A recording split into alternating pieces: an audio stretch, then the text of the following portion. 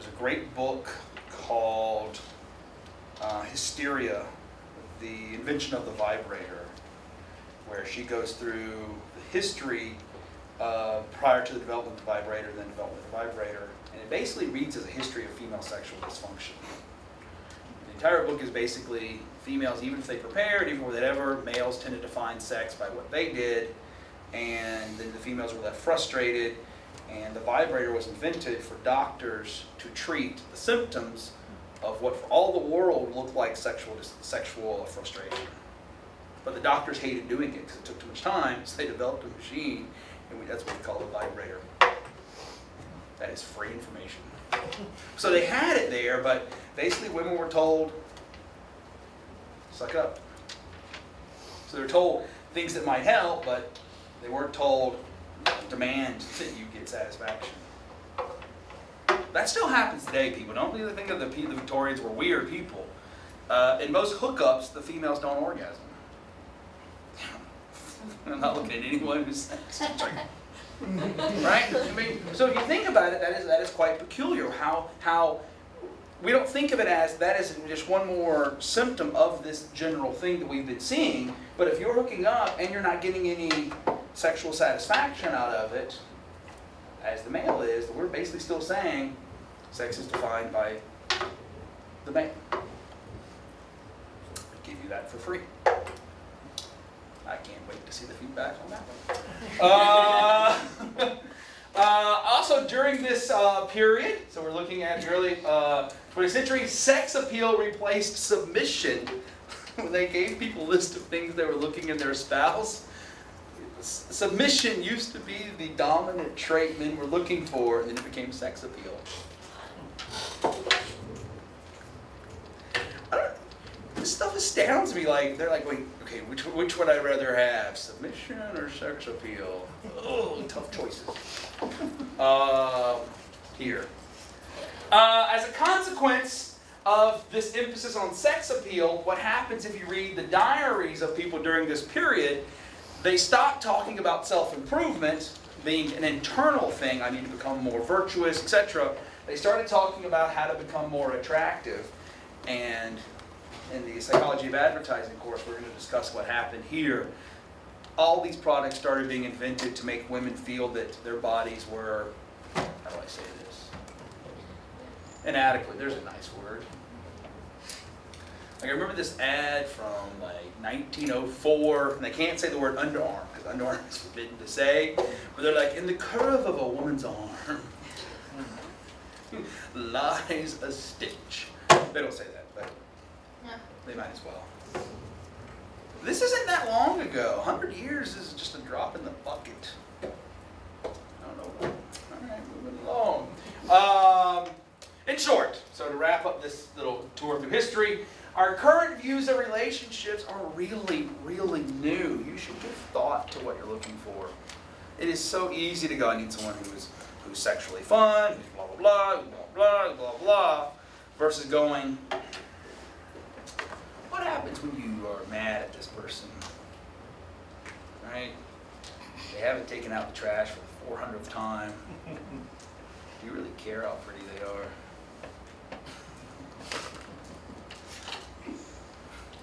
Seriously, or do you care, can we talk about issues? Can we negotiate issues? Any questions about this part?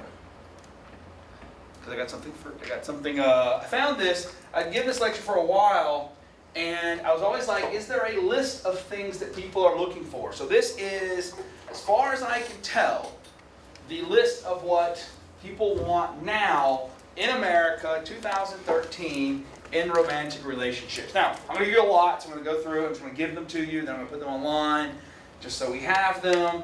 But if there's any that sort of strike you as strange, we can discuss them. But this appears to be the rules for modern relationships. I have this. This is really the important sentence. Researchers have found that women are saying that men aren't giving them these things. They want them, but guys, especially at home, especially here, start giving these things. Wasn't this the reason that they also said that women tend to be more fluid in their sexuality? Because I've heard this argument as to why women are more fluid. I think the fluidity has to deal with something else, sort of outside the scope of this. We allow women to be more fluid. We have male sexuality defined very narrowly. That if you do something outside of it, even when like earlier when you were just walking in and you were just holding hands and pulling her behind you, if guys did that, it would be, So we basically confine guys into a fairly narrow box that we don't do. But if dissatisfaction with relationships made women gay, it'd be more than 5%. All right. So seriously, if that was the trigger, All right. So one thing that they say they're looking for in relationships is relational identity. So they say just if you're going to write down anything, just sort of write down these. They say each person will help the other person become accepted in his or her circle of friends. That seems like a reasonable thing? Yeah. The two people will spend time together. No catfishing, no... I can't believe that's a real thing. What? Catfishing. Oh. Where you have a girlfriend you never see and... Oh, that. No, not catfishing. I know, but I was like, No, yeah. I don't know why it's called catfishing. Anyone know? They're like bottom feeders. They're trying to find like innocents, like the innocent people. I didn't thought know it was because catfishing. it's like you're casting a rod and you can't see, what you're gonna get. Huh. Like when you fish. I know, so we have all fish are like that. It could be called bass. It could be called carpian. They talk about it in the documentary Catfish. There's a documentary called Catfish. That's what the show is based off of. What show? Catfish. You don't know the show Catfish? Well, I'm watching World War I documentaries in my spare time. You think I've There's a heard? documentary that's called Catfish. It's a British documentary. Was it before or after the guy?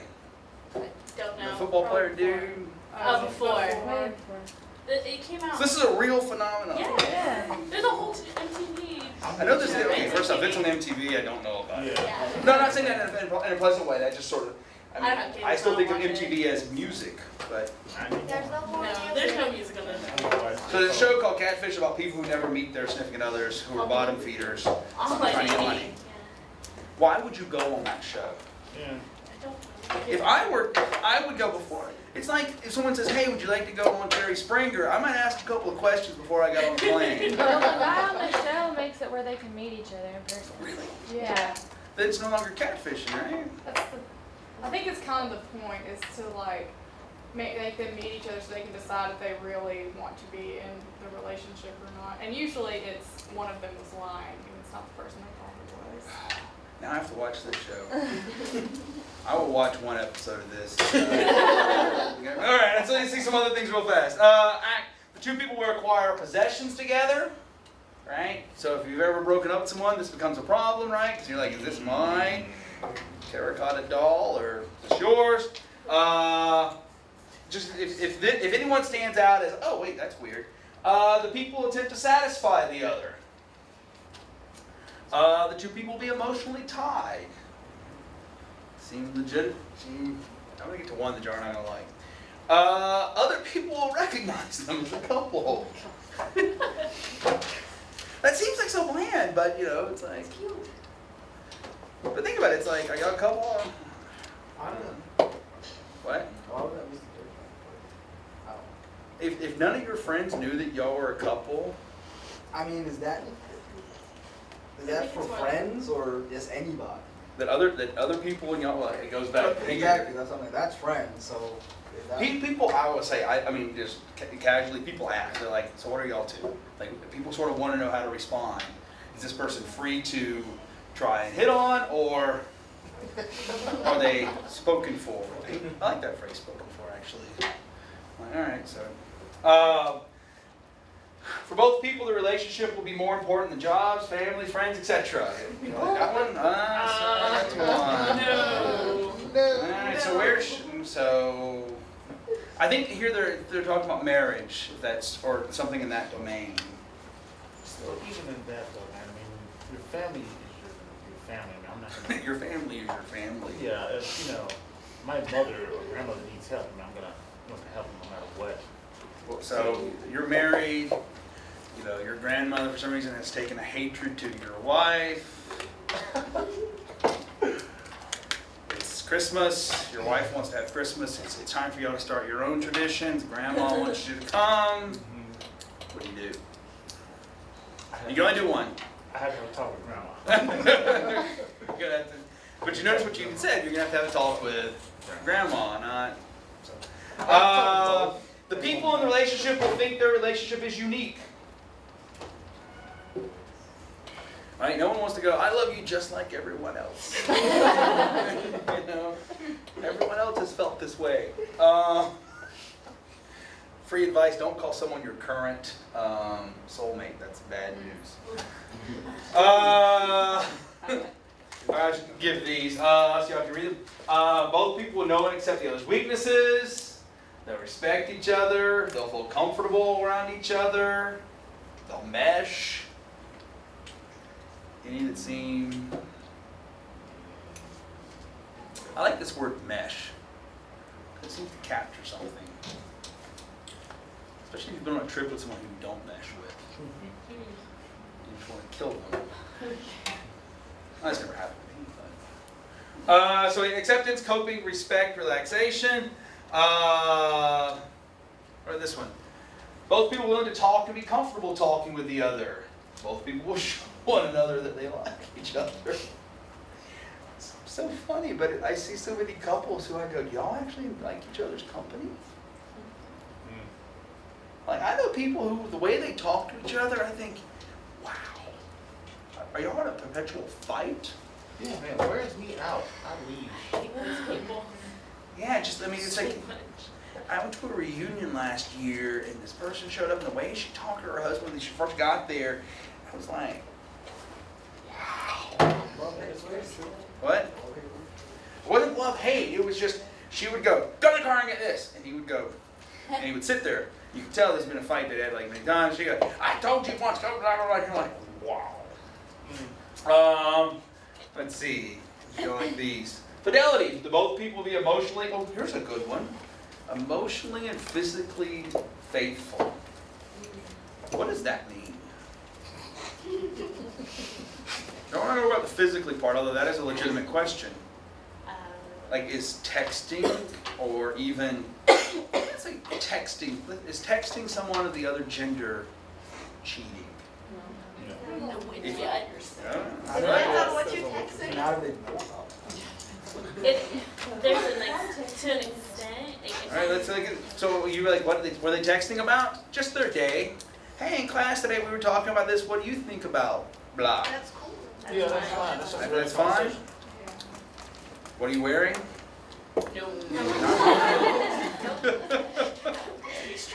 Really? Okay, so where's our middle ground here? Hey, stop. Okay. So it's nice seeing you, Nicholas. Bye. What about, you know, like, I have, what about if it's something deeper, like, you know, I've really been wrestling with relationship stuff most of my life, you know, blah, blah, blah. I mean, Well, then that goes to like how. No, she had it. it's like you can always have friends. Like I have him. I talk all the emotional stuff with him, but it's not necessarily we're dating. And if I have a boyfriend, he would understand that. No, I mean, not talking. So you have a boyfriend, he is not going to be jealous of us. No. No. You won't. You won't. Okay. I'm like 100% opposite of that. Like I seriously, and I'm married. I don't really care if my husband finds someone else physically attractive, wants to say whatever about the way she looks.